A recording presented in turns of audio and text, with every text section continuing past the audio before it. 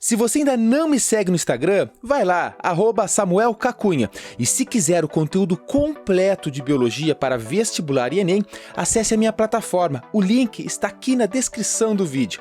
Uma boa aula! Gurizada, essa camisa aqui, veja, olha só. Charles Darwin! Essa camiseta é de 2009, quando eu estava lá na graduação e estávamos comemorando, os 200 anos do nascimento desse mito da biologia, desse grande naturalista, que nós vamos estudá-lo muito a fundo e mais adiante, quando entrarmos em evolução. Hoje é tecido cartilaginoso. Então vamos começar falando deste lindo tecido. Lembrando que tecido cartilaginoso nós temos ele praticamente em todo o nosso corpo, formando aqui a cartilagem do nosso nariz, da nossa orelha, entre os ossos, para amortecer impactos, entre as vértebras, em muitos lugares. Agora, existem alguns animais, como os famosíssimos peixes cartilaginosos, como as raias e os tubarões, que possuem o seu esqueleto todinho feito de cartilagem. Agora veja a importância dela. Vamos primeiro para as características gerais desse tecido. Te liga, você tem que guardar a informação que o tecido cartilaginoso é muito rígido, assim como um osso, só que diferentemente do osso, ele é flexível. A gente consegue, ter uma certa flexibilidade. Já o osso não. O osso ele não pode mexer, Agora veja, além de muito rígido e muito flexível, ele é avascular. O que significa um tecido ser avascular? Não tem vascularização, não possui vasos sanguíneos, tampouco nervos, ou seja, a gente não tem. Como é que o sangue chega na cartilagem? Não chega! Agora você vai ver no decorrer da aula como o oxigênio e os nutrientes chegam nas células do tecido cartilaginoso. Agora perceba, muitos falam, mas professor, eu furei aqui minha orelha e ela doeu. O senhor falou que não tinha nervos, mas doeu e sangrou. Ora, não sangra a cartilagem. O que sangrou é o tecido conjuntivo que recobre a cartilagem e por isso também doeu. Porque a cartilagem em si não dói e não sangra. Agora vamos para as funções. Como eu disse para vocês, o tecido cartilaginoso ele é muito amplo no nosso corpo. Tem dos pés à cabeça, praticamente. Entre os ossos, entre as articulações, entre as vértebras, tem na orelha para sustentar, na epiglote. Tem muito tecido cartilaginoso. Agora vamos para as funções. Primeiro é sustentação. Ora, ele não está sustentando a nossa orelha, não está sustentando o nosso nariz, então é um tipo de sustentação.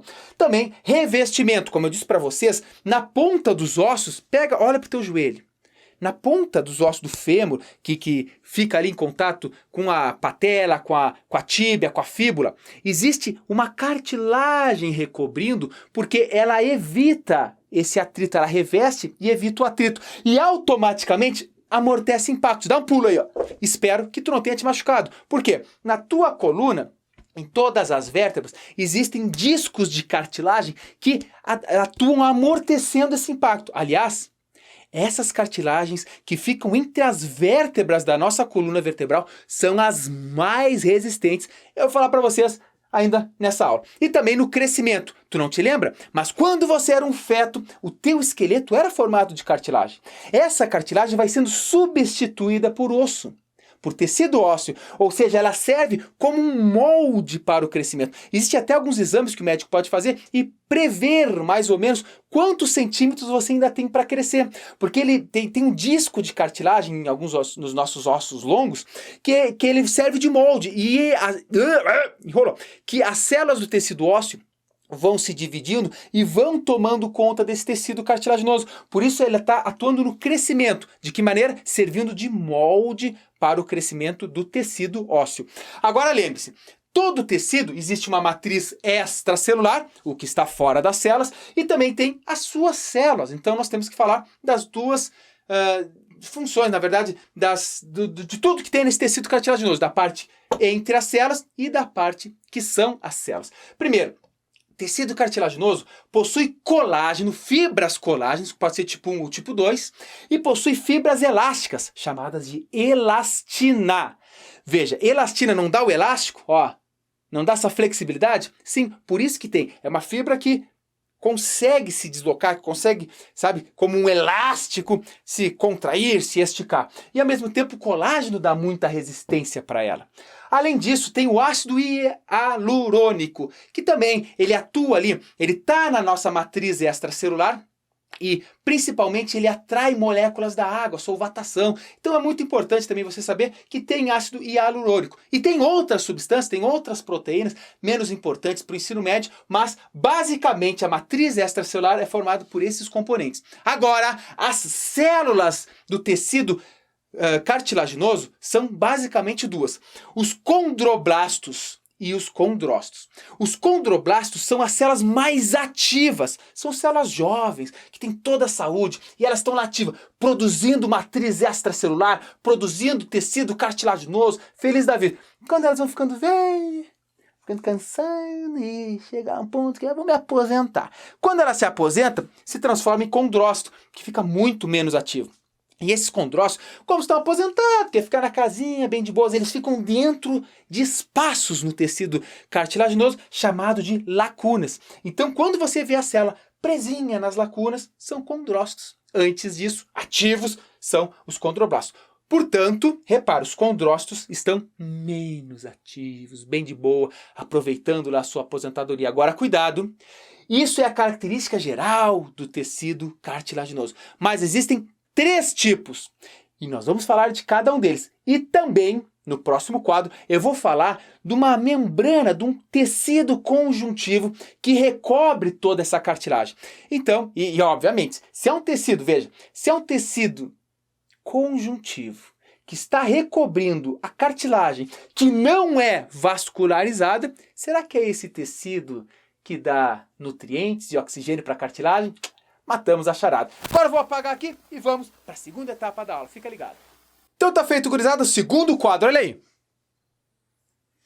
Vamos falar dos 3 tipos de cartilagem que existe. Mas antes, vamos falar de uma membrana, de um tecido conjuntivo que reveste quase todas as cartilagens. Esse tecido conjuntivo é chamado de pericôndrio, ou seja, é uma membrana de tecido conjuntivo. E ele faz o revestimento das cartilagens. Ao revestir as cartilagens, eles fornecem células novas para as cartilagens para que ocorra o crescimento do tecido cartilaginoso ou a regeneração. Sim, a cartilagem pode regenerar. Por mais que seja difícil, um tecido com dificuldades de regeneração, elas regeneram justamente porque esse tecido pericôndrio, ele manda células novas. São células mesenquimatosas que se diferenciam em várias outras células, entre elas nos condrócitos. Agora repara, além de fornecer o crescimento, de possibilitar a regeneração, o pericôndrio que dá os nutrientes. Lembra? O tecido conjuntivo é avascular.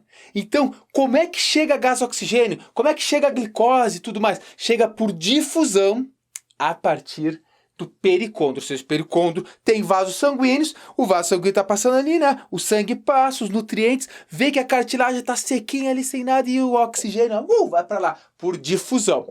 Agora vamos falar dos 3 tipos de cartilagem, os principais e os 3, né, que são as suas principais características. Primeiro vamos falar da cartilagem hialina, que é a mais comum no nosso corpo. Ela possui fibras de colágeno do tipo 2, só que não são muitas fibras, elas não precisam ser tão resistentes assim. Onde é que ocorre? Na laringe, na traqueia, nós vamos estudar no sistema respiratório, que aqui nós temos anéis cartilaginosos, ocorre nos brônquios, lá nos pulmões, nas extremidades dos ossos, para evitar aquele atrito. Ou seja, é uma cartilagem muito mais comum do que as outras, muito mais comum, é estranho falar, muito comum, vamos dizer assim, a mais comum de todas. E não é tão rica em colágeno, tem colágeno do tipo 2. E agora vamos falar da cartilagem do tipo elástica. Ah, mano, velho, se ela é elástica, obviamente tem flexibilidade. Tem que falar sweet dreams. Puta. Possui flexibilidade. Se ela possui flexibilidade, ela consegue dar aquela esticadinha. Qual é a cartilagem que a gente consegue fazer essa flexibilização? Orelha, nariz, tem gente que aperta o nariz literalmente vai para dentro aí, né? Epiglote, que fica aqui é aquela válvula que fecha o esôfago da traqueia, né? Faz aquele movimento. Na epiglote tem essa cartilagem e ela é riquíssima, se tem elasticidade, se tem flexibilidade, ela é riquíssima em fibras elásticas. Essas fibras elásticas que, como eu falei no início da aula, elas possibilitam esse estiramento e depois ela volta ao normal. E além de ter essas fibras elásticas é importante falar, as fibras elásticas estão em todas as direções.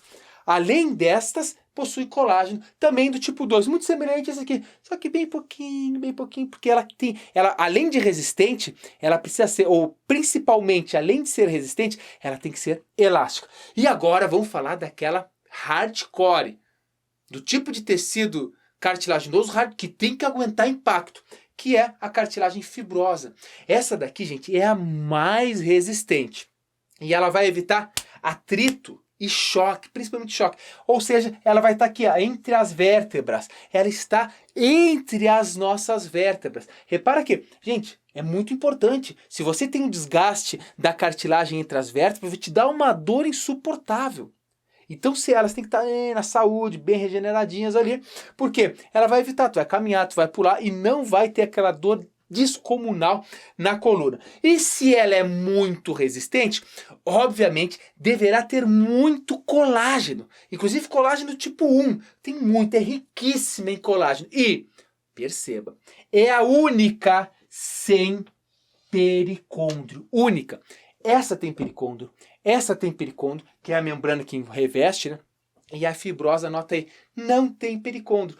Como é que ela recebe seus nutrientes? Por outros tipos de tecido conjuntivo que estão revestindo ela, mas que não é o pericôndrio. Bizu, que é a diferença entre elas. Então, 3 tipos de cartilagem, uma mais comum, outra elástica e uma muito resistente. É isso que você tem que saber. E assim, gente, nós vamos nos encaminhando para o final da aula de tecido cartilaginoso. Se ficou alguma dúvida, você sabe que pode escrever professor Samuel. Me encontre nas redes sociais. Me encontre no Instagram, @SamuelCoacunha. Vou te esperar lá. Me marca a Vera Louca. Marca a Vera Louca. Não marca a Vera Louca, não. Você tira a foto, tira um print da Vera Louca e me marca aí no Instagram, quero te conhecer. Fica aqui para todos, meu grande abraço e vamos lá. Cadê a Vera Louca? Uhul! Menino, vou te ser sincero, agora eu vou te ensinar, tecido cartilaginoso.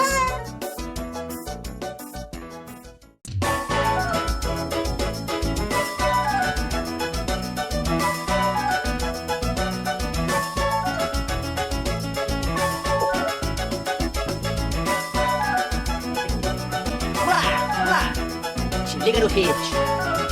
Menina, eu vou te ser sincero, agora eu vou te ensinar tecido cartilaginoso, barbadinha isso vai ficar. Pegue seu caderno e sua caneta, e todos juntinhos vamos estudar. Te liga aqui nesse quadro e vamos juntos pra gabaritar. O Enem é barbadinha e tu vai passar. Aê, moçada! Como é que tá, gurizada? Tudo foi motivado por um vídeo que eu estava vendo, um vídeo antigo meu, um vídeo da Vera Louca. Eu pensei, vou fazer a Vera Louca hoje. Na aula aqui já é muito tarde, eu tava assim, meio desmotivado, meio cansado, né? E tá aqui, vou até tirar os peitos aqui, né, cara? Porque essa camiseta, moçada, essa camiseta pra mim, pô, me enredei tudo aqui, só um pouquinho, gente.